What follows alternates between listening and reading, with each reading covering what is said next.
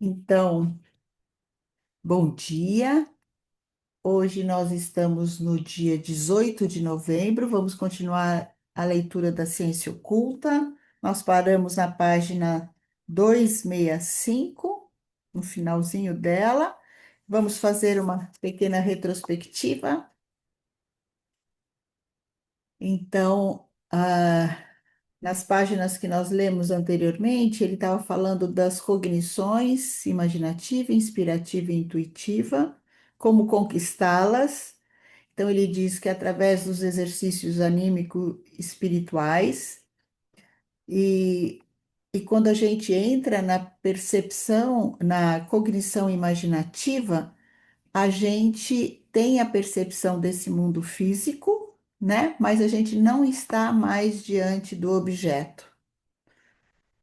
Daí ele diz que para conquistar a cognição inspirativa, a gente tem que apagar toda a imagem e aí a gente tem essa escuta do mundo espiritual, né? Como se a gente tivesse um pressentimento.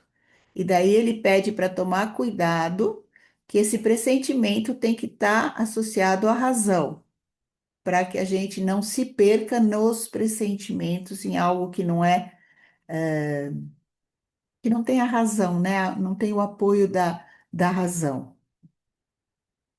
E ele vai dizendo da importância dos exercícios, todos eles indicados por ele, da gente ter um bom juízo, um bom equilíbrio emocional, juízo no sentido de essa razão presente, né? Os pensamentos claros, né? Harmoniosos, esses sentimentos equilibrados, né? E ele vai dizendo que então o último estágio é a cognição intuitiva, onde o eu tem que estar muito presente. A gente não tem nem mais a imagem, nem mais a inspiração ou os pressentimentos ou os sons, né? A escuta, vamos dizer assim, mas a gente tem então esses, como se fosse.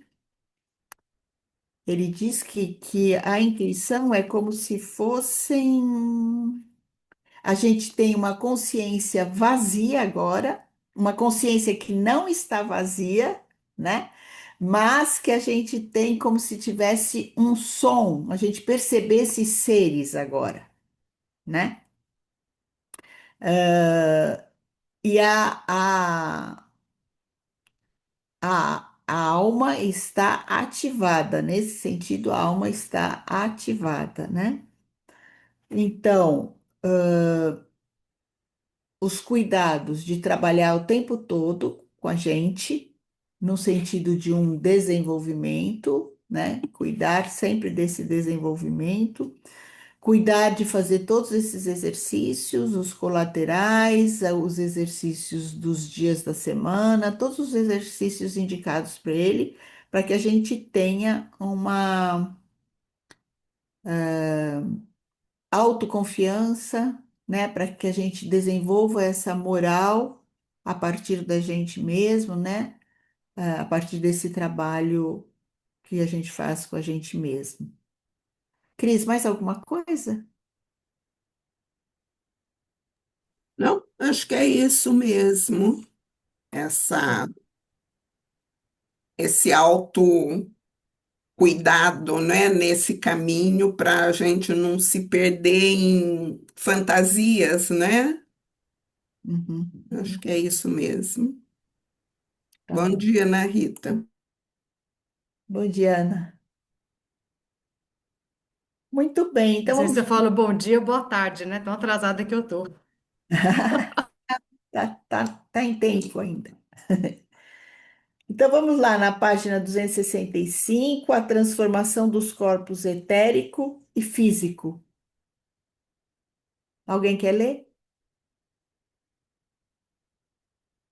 Então Posso eu, ler, eu posso ler se quiser. então A vai, Sônia. vai lá, pode ir. A transformação dos corpos etérico e físico. O conhecimento imaginativo é alcançado mediante a estruturação das flores de lótus por parte do corpo astral. Por meio dos exercícios praticados com vistas à inspiração e à intuição, surgem no corpo etérico ou vital humano certos movimentos, formações e correntes não existentes antes. São justamente os órgãos graças aos quais o homem inclui, no domínio de suas faculdades, a leitura da escrita oculta e o que está acima dela. Ao conhecimento suprassensível, as transformações do corpo etérico de um homem que alcançou a inspiração e a intuição apresentam-se da seguinte maneira: aproximadamente na região do coração físico, um novo centro torna-se consciente no corpo etérico, estruturando-se num órgão etérico. Deste fluem, das mais diversas formas, movimentos e correntes em direção aos vários membros do corpo humano. As mais importantes dessas correntes dirigem-se às flores de lótus, atravessando-as e a cada uma de suas pétalas, para então sair derramando-se no espaço exterior como raios. Quanto mais evoluído for o homem, tanto maior será o espaço circundante onde essas correntes são perceptíveis. Contudo, o centro na região do coração não se forma logo de início numa disciplina metódica, sendo antes preparado. Em primeiro lugar, surge como que um centro provisório na cabeça.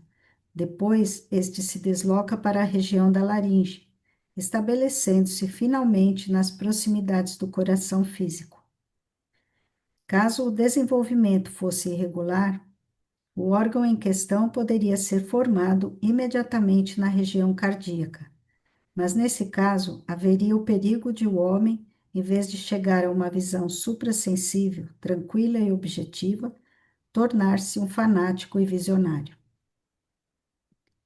Em seu desenvolvimento posterior, o discípulo adquire a faculdade de tornar independentes do corpo físico as correntes e estruturas formadas em seu corpo etérico, utilizando-as autonomamente. Nesse caso, as flores de lótus lhe servem de instrumento para movimentar o corpo etérico.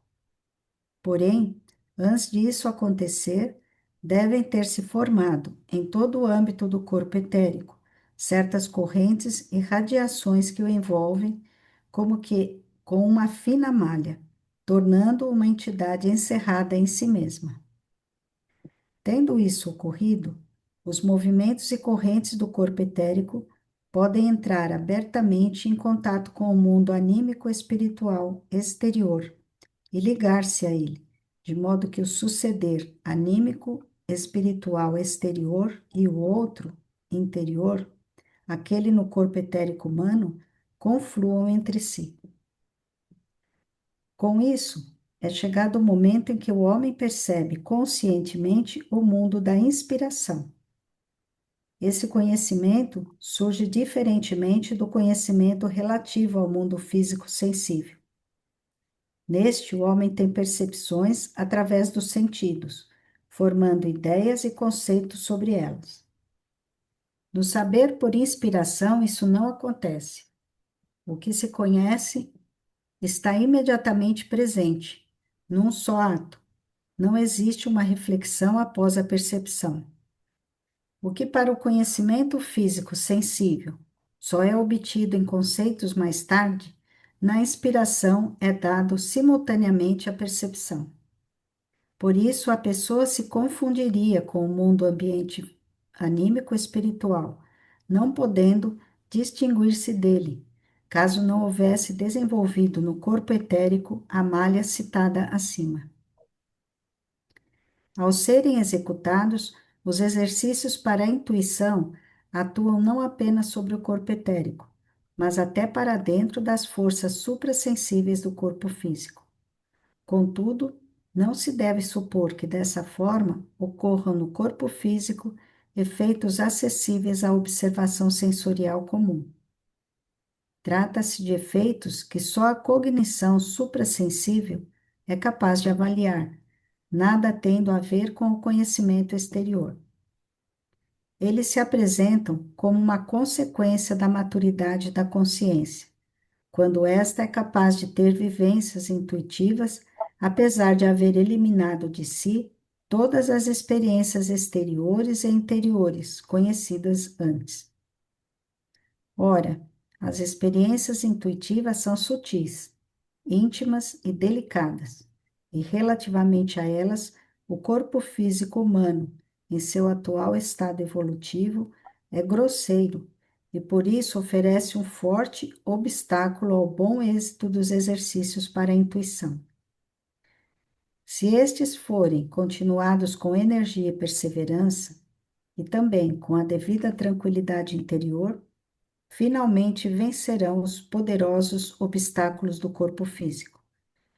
O discípulo espiritual comprova isso pelo fato de adquirir domínio sobre certas manifestações de seu corpo físico, anteriormente subtraídas à sua consciência. Nota também que durante curto tempo sente a necessidade de regular, por exemplo, a respiração ou algo semelhante, de modo que esta chegue a uma espécie de sintonia ou harmonia com o que a alma realiza nos exercícios ou no aprofundamento interior.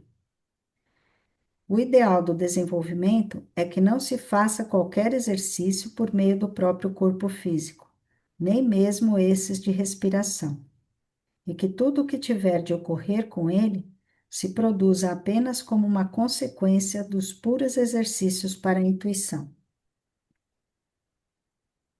Ele está falando aqui ele primeiro falou das correntes etéricas, que é exatamente esse que a Cris orienta diariamente. Logo aqui no começo do parágrafo, ele vai falando sobre as correntes etéricas, né? Que vai para a região da cabeça, vai para o coração, ele cita isso aqui. Aqui nesse parágrafo, primeiro, o segundo parágrafo, ele fala das correntes etéricas. E ele vai falando que exatamente isso que a gente falou no começo, né? Que não tem, inicialmente, você tem a percepção sensorial a partir da cognição imaginativa, né? Então você parte da percepção sensorial e depois você não precisa mais ter o objeto na frente para você fazer a imagem dela. Depois ele fala da inspiração outra vez, em outras palavras, ele vai falando que daí você não tem mais a imagem, mas você pressente, né? E depois você tira também, na intuição você não tem nem a imagem, nem esse pressentimento, e você chega na intuição, que é algo extremamente sutil. Não foi isso que ele falou aí? Eu entendi dessa forma,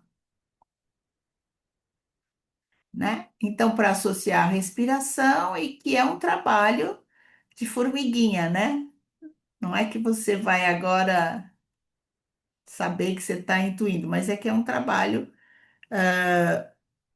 que você, que assim, o importante é a gente fazer todo esse processo, se vincular aos exercícios. Esses exercícios das correntes etéricas são super importantes, né? Para que a gente chegue, então, a esse processo mais intuitivo.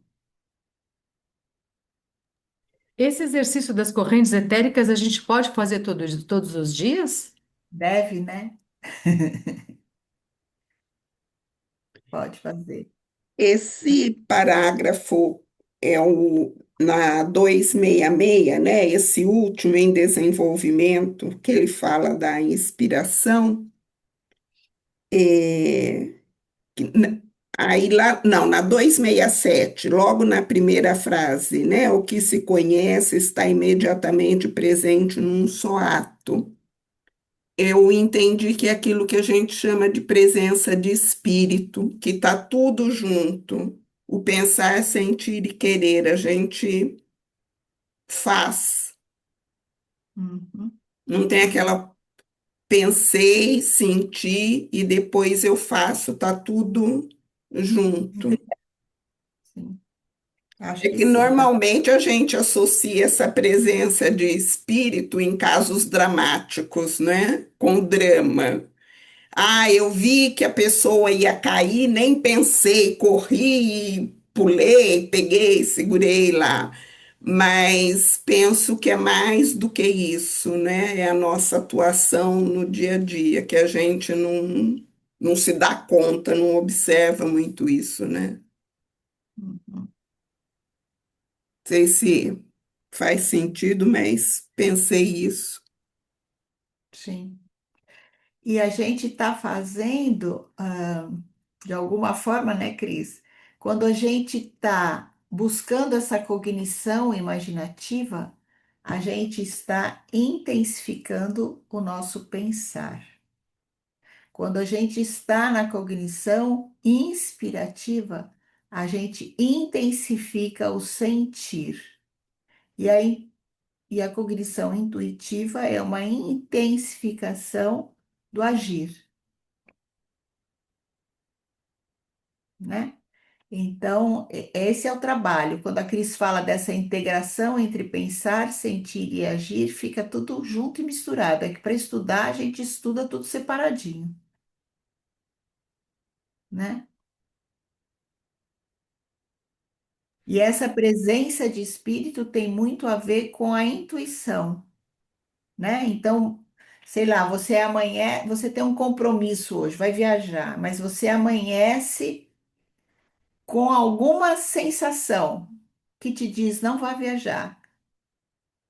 Isso é ter presença de espírito, ouvir, né, a sua intuição.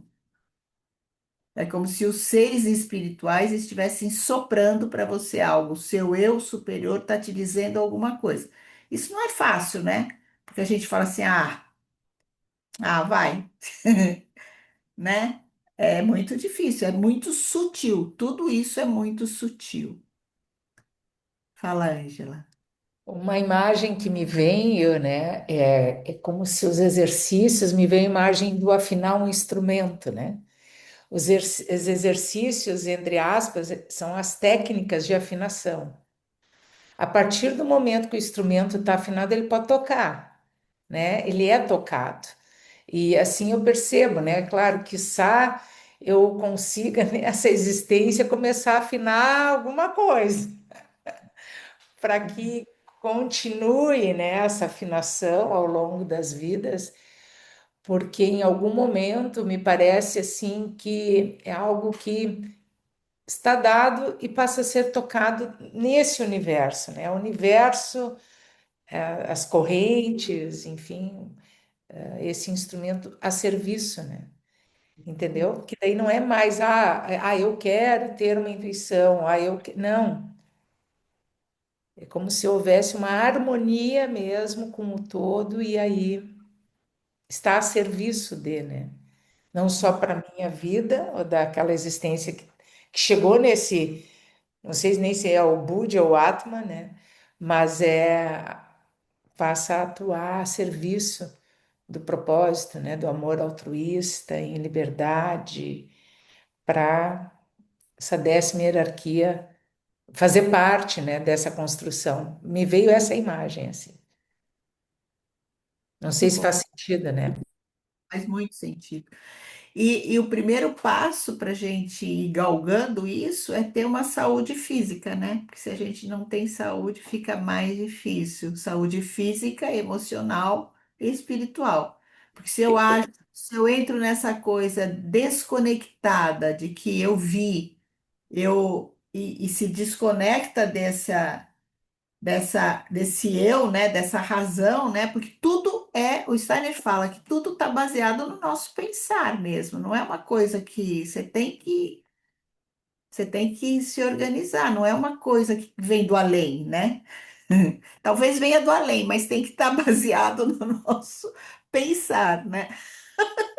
E aí já é a afinação, né? Porque o que me levou a essa imagem é porque eu estava justamente aqui refletindo da importância da saúde física, porque esse é o veículo para que eu possa à disposição, e aí física, anímica, espiritual, né? Porque esse é o veículo que eu tenho para que eu possa praticar, para que eu possa, né? Nossa, é isso aí. Muito Muito bom. Continuamos? Eliana, eu vou pedir para você continuar, porque eu esqueci que tá para chegar uma encomenda. Pode ser que o correio toque e eu tenho que interromper, né? Tá bom? Obrigada, Sônia. Obrigada. A transformação das forças anímicas. Ao ascender pelo caminho que conduz aos mundos cognitivos superiores, em certo nível, o discípulo nota que a coesão das forças de sua personalidade assume uma forma diferente daquela que possui no mundo físico-sensorial. Neste, o eu provoca uma colaboração homogênea das forças anímicas, principalmente do pensar, do sentir e do querer. Nas situações normais da vida humana, essas três forças anímicas estão sempre em certa relação. Vê-se, por exemplo, um certo objeto no mundo exterior. Ele agrada ou desagrada a alma. Isso significa que há uma certa necessidade de representação do objeto se segue um sentimento de prazer ou desprazer. Tanto se deseja o objeto como se tem o impulso de modificá-lo num ou noutro sentido. Isso se traduz da seguinte maneira: a capacidade de desejo e a vontade se associam numa representação mental e num sentimento. A ocorrência dessa associação é provocada pelo fato de o eu conjugar uniformemente a representação mental, pensamento, o sentimento e a vontade, introduzindo assim a ordem nas forças da personalidade. Essa ordem sadia seria interrompida se o eu se mostrasse impotente nesse sentido.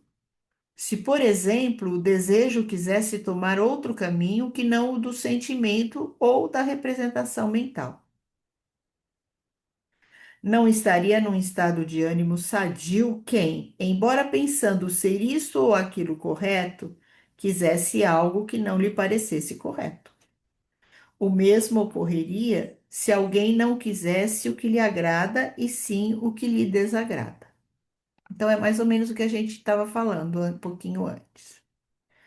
Ora, o homem nota que no caminho para o conhecimento superior, o pensar, o sentir e o querer separam-se de fato, assumindo cada qual uma certa autonomia, e que, por exemplo, um certo processo pensante já não impele como que por si mesmo a um sentir e a um querer determinados. Ocorre que ele pode perceber corretamente algo em seu pensar, mas para chegar a um sentimento ou a uma decisão da vontade, necessita de um impulso independente partindo de seu interior. O pensar, o sentir e o querer não continuam, durante a observação suprassensível, a ser três forças emanando do centro comum da personalidade, do eu, mas convertem-se como que em entidades autônomas, semelhantes a três personalidades. E agora é preciso fortalecer ao máximo o próprio eu, pois este não deve simplesmente levar ordem a três forças, e sim dirigir e conduzir três entidades. Porém, essa divisão só deve existir durante a observação suprassensível.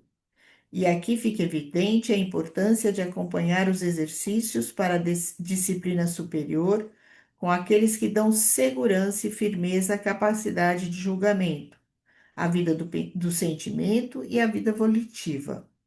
Pois, caso não se levem estes últimos ao mundo superior, logo ficará visível como o eu se mostra débil e incapaz de ser o condutor do pensar, do sentir e do querer. Se existisse essa debilidade A alma seria como que puxada por três personalidades em três direções, e sua coesão interna teria de cessar. Mas quando o desenvolvimento do discípulo transcorre da maneira correta, a descrita transformação de forças significa um verdadeiro progresso. O eu permanece o soberano acima das entidades autônomas, que agora formam sua alma. No decorrer posterior do desenvolvimento, o citado progresso continua. O pensar, tornado independente, provoca o surgimento de uma quarta entidade anímico-espiritual, que se pode denominar como uma afluência direta ao homem das correntes semelhantes aos pensamentos. O mundo todo parece um edifício de pensamentos postado diante do observador, como o mundo vegetal ou animal no âmbito físico-sensorial. Da mesma forma, o sentir e o querer, tornados independentes, provocam na alma duas forças que nela atuam como seres autônomos.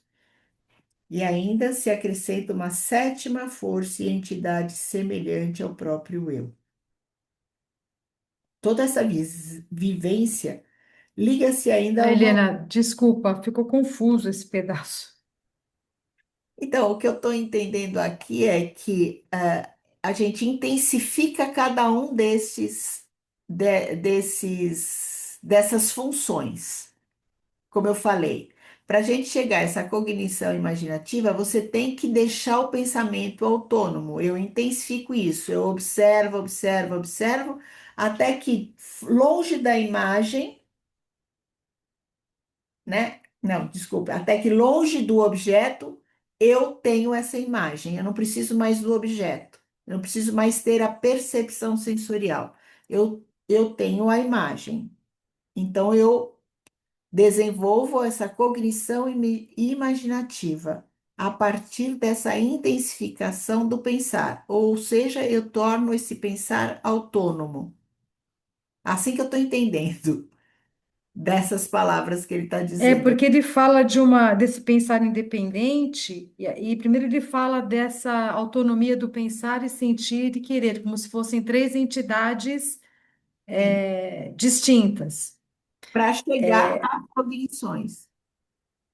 Eu tenho que deixar o pensar autônomo, intensificando o pensar para chegar à cognição imaginativa. Eu tenho que deixar o sentir autônomo para chegar à cognição inspirativa. Então, entende como que é isso? Então, eu penso, eu penso, eu penso no sentido assim, eu observo, eu observo, observo o fato, a planta, por exemplo, aí eu tiro a planta e eu tenho essa imagem da planta. Então, pela intensificação do pensar, eu chego à cognição imaginativa. Aí, o que que eu vou fazer? Eu já tenho essa imagem, mas daí eu vou intensificar o meu sentir para chegar a essa cognição inspirativa, tá? Então eu não tenho mais, eu não preciso mais da imagem, mas eu, pela intensificação do sentir, eu vou ter eu vou compreender as relações. Então, eu vou pressentir, baseado no pensar, na razão, tá? Então, eu não tenho mais a imagem, mas eu tenho esse pressentimento, vamos dizer assim. E daí eu intensifico o querer, né? Ou seja, eu deixo autônoma essas três funções para chegar à cognição intuitiva, para ter a presença de espírito, como a Cris disse, tá? Então, acho que vai. Obrigada, agora entendi. E aí, a gente está aqui. Eu vou começar outra vez. Toda essa vivência, tudo bem aí? liga-se ainda a uma outra. Antes da entrada no mundo suprassensível, o homem conhecia o pensar, o sentir e o querer apenas como vivências anímicas interiores, né? Logo, ao penetrar no mundo suprassensível, ele percebe coisas que não expressam algo físico sensível, e sim algo anímico espiritual. Atrás das peculiaridades do novo mundo, por ele observadas, estão agora entidades anímico-espirituais. E estas se lhe apresentam agora como um mundo exterior, assim como no âmbito físico sensível se apresentarem aos sentidos as pedras, as plantas e os animais. Ora, o discípulo pode agora perceber uma significativa diferença entre o mundo anímico espiritual que se lhe apresenta e aquele que ele estava habituado a perceber com seus sentidos físicos. Uma planta do mundo sensorial permanece como é, não importando o que a alma humana sinta ou pense sobre ela. No caso das imagens do mundo anímico espiritual, isso a princípio não ocorre. Elas se modificam de acordo com o que o homem sinta ou pense. Com isso, ele lhes dá um cunho que depende de seu próprio ser. Dá para perceber a diferença aí? Suponha-se que uma certa imagem se apresente ao homem no mundo imaginativo. Se de início ele se comportar de modo indiferente frente a ela, a imagem se mostrará com certo aspecto. No momento, porém, em que ele sentir prazer ou desprazer diante da imagem, esta modificará sua forma. Assim, as imagens não só expressam algo que existe independentemente, fora do homem, mas também refletem o que o próprio homem é. Elas estão inteiramente impregnadas pela própria entidade do homem, a qual se estende como um véu sobre as demais entidades.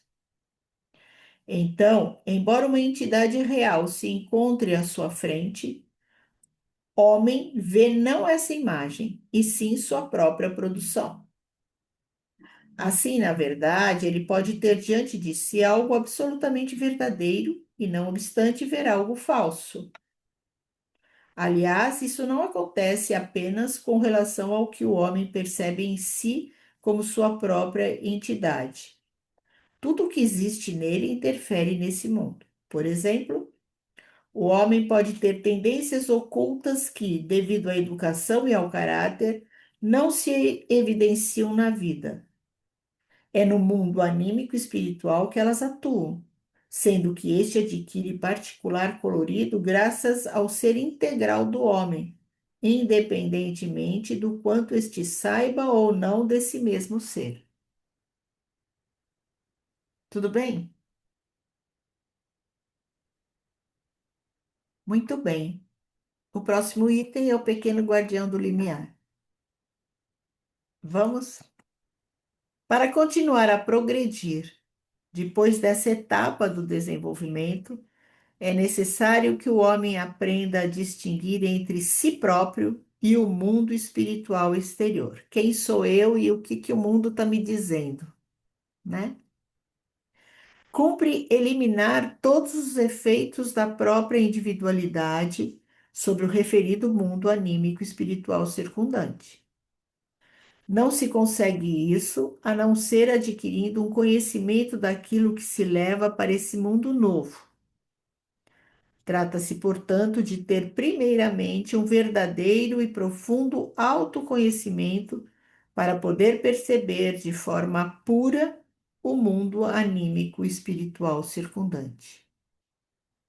Ora, é inerente a certos fatos da evolução humana a circunstância de que esse autoconhecimento, durante a entrada no mundo superior, deve ocorrer como um processo natural. No mundo físico sensível habitual, o homem desenvolve seu eu, sua autoconsciência. Ou seja, é a partir do trabalho interior de cada um. O Steiner não está dizendo aqui de alguma droga que te ponha fora. Ele não, ele acha que não, ele preconiza o fato de estarmos presentes em tudo que nós fazemos, né? O eu tem que estar presente. Pois bem, esse eu atua como um centro de atração sobre tudo o que é pertinente ao homem. Todas as suas inclinações, simpatias, antipatias, paixões, opiniões e etc., se agrupam, por assim dizer, em redor desse eu. E esse eu é também o centro de atração para o que se denomina karma do homem. Se alguém visse esse eu despojado de véus, também notaria que determinados tipos de destino devem atingi-lo ainda nessa encarnação e nas seguintes, conforme o modo como ele tenha vivido nas encarnações anteriores e de acordo com o que tenha assimilado. Então, a gente atrai tudo aquilo que vai ser necessário para a nossa tarefa kármica aqui. Pelo menos assim que eu estou entendendo, né? Então, você vem com todos esses mantos que vão te constituir para que você cumpra a sua tarefa kármica aqui. Ô, É com... Eliane, e é Oi. interessante o entrelaçamento, né? Porque é em relação que as nossas vidas acontecem. Então, as tarefas dadas a mim tangenciam as tarefas dadas a outrem com os quais eu cruzo, e vice-versa. Então, essas circunstâncias, ao mesmo tempo que são minhas, as minhas também compõem algo, em algum aspecto, a dos outros, né? Então, esses encontros kármicos, os lugares kármicos, é muito interessante, né? Me vêm as imagens assim. Feia. Matei, é isso, do tecido, né? Exatamente. É contudo que desse modo lhe é pertinente que o eu deve apresentar-se como primeira imagem à alma humana quando esta ascende ao mundo anímico espiritual. Segundo uma lei do mundo espiritual, esse sósia do homem deve ser sua primeira impressão ao penetrar naquele mundo. Pode se tornar facilmente compreensível a lei subjacente a isso, ponderando-se o seguinte: na vida físico-sensorial, o homem só percebe a si próprio na medida em que se vivencia interiormente em seu pensar, sentir e querer. Essa percepção, porém, é interior. Ela não se coloca perante o homem do mesmo modo como fazem as pedras, as plantas e os animais. Além disso, pela percepção interior, o homem só chega a conhecer-se parcialmente. Na verdade, ele contém em si algo que o impede de aprofundar o autoconhecimento. Trata-se de um impulso para retrabalhar imediatamente qualquer particularidade que, pelo autoconhecimento, ele deva admitir, não querendo entregar-se a qualquer ilusão a respeito de si mesmo. Caso ele não obedeça a esse impulso, simplesmente desviando a atenção da própria individualidade e continuando a ser como é, obviamente também se privará da possibilidade do autoconhecimento no ponto em questão. Mas caso se aprofunde em si mesmo e enfrente sem ilusões esta ou aquela de suas particularidades, tanto ficará em situação de melhorá-la em si, como, ao contrário, não poderás fazê-lo na atual circunstância de vida. Neste último caso, sua alma será assaltada por um sentimento que se poderia designar como vergonha. É assim que atua, de fato, a natureza sadia do homem. Pelo autoconhecimento, ela sente muitos tipos de vergonha. Ora, já na vida cotidiana, esse sentimento tem um efeito bem definido. A pessoa de pensamento sadio cuidará para que aquilo que a preenche com esse sentimento não se manifeste em efeitos no exterior, não repercuta em atos exteriores. A vergonha é, portanto, uma força que impele o homem a encerrar algo em seu interior e não deixá-lo tornar-se exteriormente perceptível. Refletindo atentamente, acharemos compreensível que a pesquisa espiritual atribua a uma vivência interior da alma, intimamente ligada ao sentimento de vergonha, ainda muito mais efeitos contínuos. Ela descobre que nas recônditas profundidades da alma existe uma espécie de vergonha oculta, da qual o homem não fica consciente na vida físico-sensorial. Esse sentimento oculto, porém, atua semelhantemente ao mencionado sentimento de vergonha da vida cotidiana. Impede que a natureza mais íntima do homem lhe apareça numa imagem perceptível. Se não existisse esse sentimento, o homem perceberia diante de si o que ele próprio é na realidade. Não experimentaria apenas interiormente suas representações mentais, seus sentimentos e sua vontade, mas os perceberia tal qual percebe pedras, plantas e animais. Assim sendo, esse sentimento é o encobridor do homem perante si próprio, e com isso é o encobridor de todo o mundo anímico espiritual. Pois à medida que o homem encobre diante de si sua própria natureza interior, tampouco pode perceber onde deveria desenvolver os instrumentos para conhecer o mundo anímico espiritual. Ele não consegue transformar sua natureza para receber os órgãos de percepção espiritual.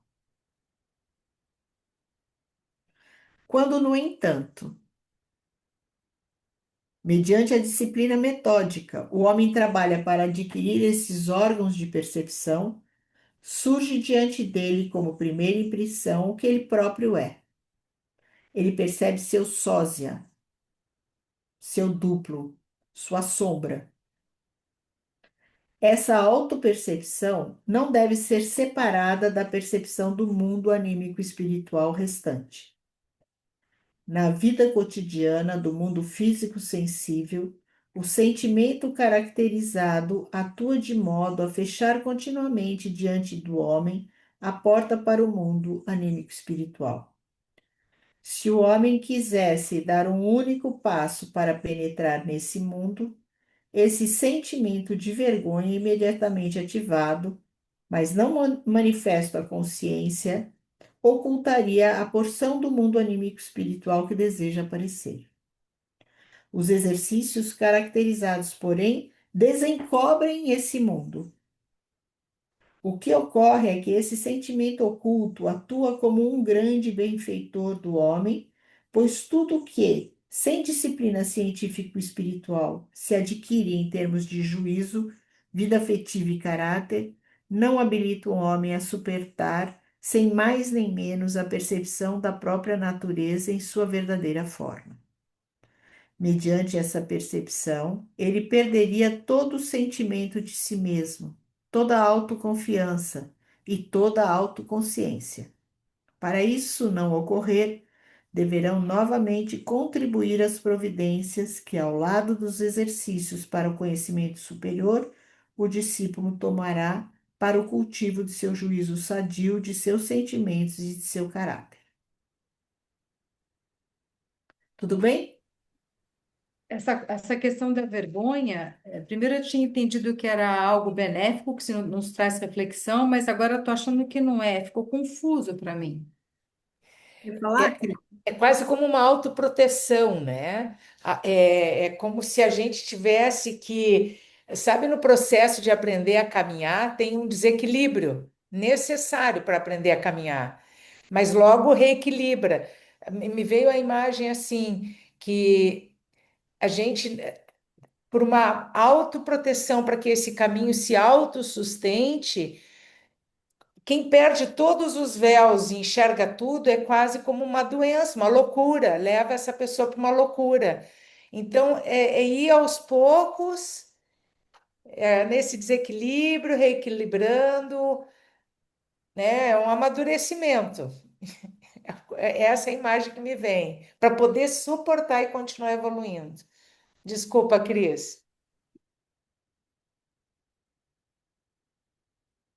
Então, é isso mesmo, né? Porque assim, se a gente entrar em contato direto logo de cara com esse sósia, a gente não vai dar conta disso.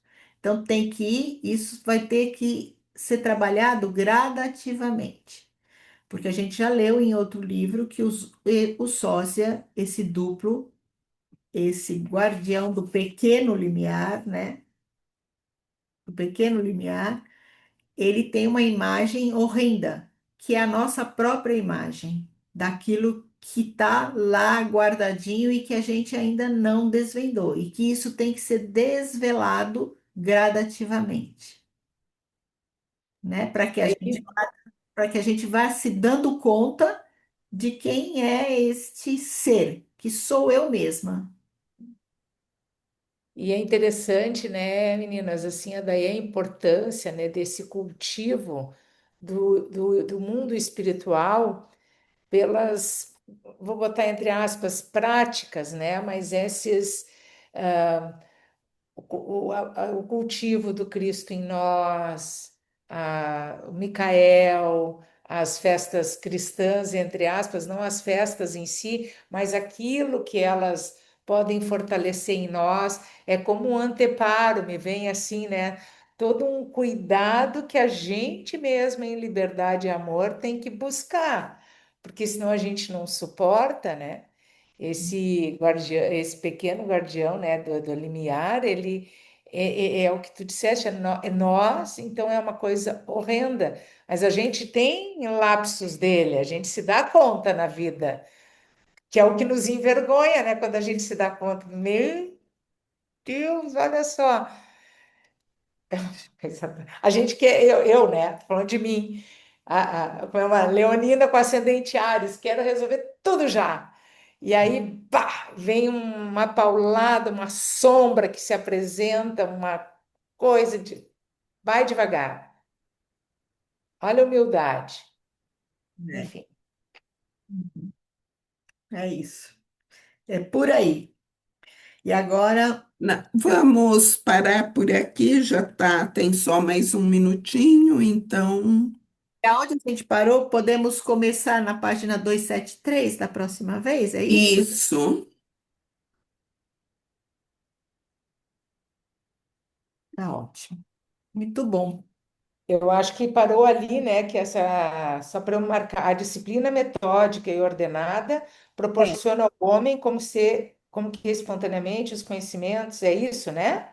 vamos começar aí da próxima vez. Começar aqui, né? Tá. Isso. Vou parar a Tá. gravação.